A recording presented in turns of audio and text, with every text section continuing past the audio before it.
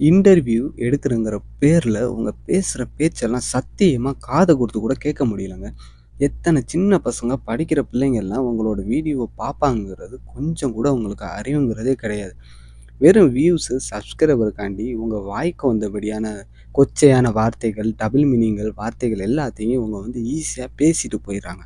ஆனா, இதனால பாதிக்கப்படுறது என்னமோ சின்ன பிள்ளைங்கள் தான். யூடியூப்ங்கிறது ஒரு அருமையான ஒரு பிளாட்ஃபார்ம். அதுல வந்து நம்ம வந்து நம்மளோட திறமைகள வெளிக்காட்டி நம்ம எவ்வளோ வேணா சம்பாரிச்சுக்கலாம்.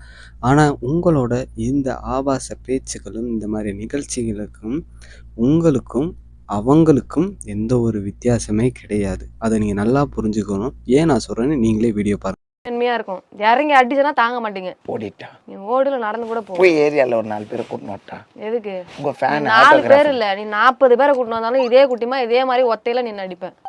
40 பேருக்கு அடிப்பீங்க? ஆமா, 40 பேருக்கு நான் அப்புறம் ஏதாவது